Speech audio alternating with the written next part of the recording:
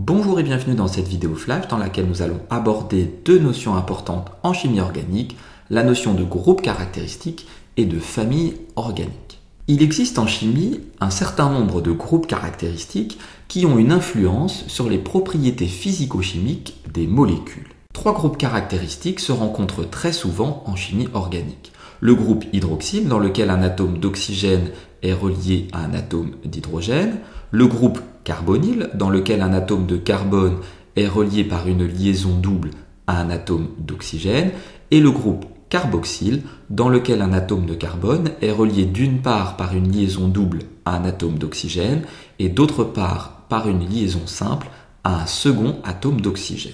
Une molécule peut ne posséder aucun, un seul ou plusieurs de ces groupes caractéristiques. Prenons l'exemple de cette molécule dans laquelle on identifie le groupe hydroxyle, ici entouré en vert, mais aussi le groupe carbonyle, ici entouré en rouge. Les molécules organiques, c'est-à-dire les molécules qui sont principalement constituées d'atomes de carbone, d'hydrogène, d'oxygène et d'azote, appartiennent à ce qu'on appelle des familles. Le groupe caractéristique et parfois sa position sur le squelette carboné déterminent son appartenance. Intéressons-nous à la famille des alcools dont la formule brute est CnH2n+2O.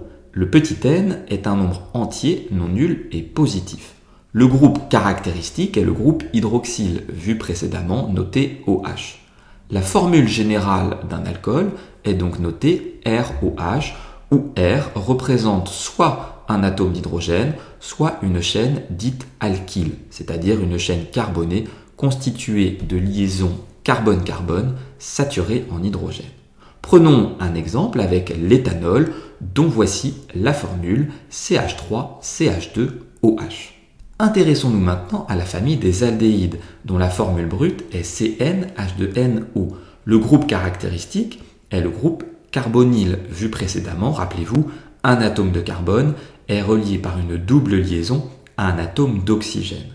La formule générale d'un aldéhyde est la suivante, RCOH. Notre atome de carbone est donc à la fois relié par une double liaison à un atome d'oxygène, mais par une simple liaison également à un atome d'hydrogène. Un exemple possible est l'éthanal dont voici la formule chimique. Passons maintenant au cétone, dont la formule brute est identique à celle des aldéhydes, mais le petit n doit être supérieur ou égal à 3. Le groupe caractéristique reste toujours le groupe carbonyle, mais cette fois-ci, la formule générale diffère des aldéhydes par le fait que le carbone est à la fois impliqué dans une liaison double avec un atome d'oxygène, mais aussi dans deux liaisons simples avec une chaîne carbonée. On a donc ici comme exemple la propanone, mais aussi la butanone. Passons maintenant à la dernière famille, celle des acides carboxyliques, dont la formule brute est CnH2nO2. Le groupe caractéristique est le groupe carboxyle, d'où le nom d'acide carboxylique. Rappelez-vous, notre atome de carbone est impliqué dans une double liaison avec un atome d'oxygène et une liaison simple avec un second atome d'oxygène. La formule générale est RCOOH ou RCO2H. Notre second atome d'oxygène est relié à un atome d'hydrogène. Voici un exemple avec l'acide propanoïque.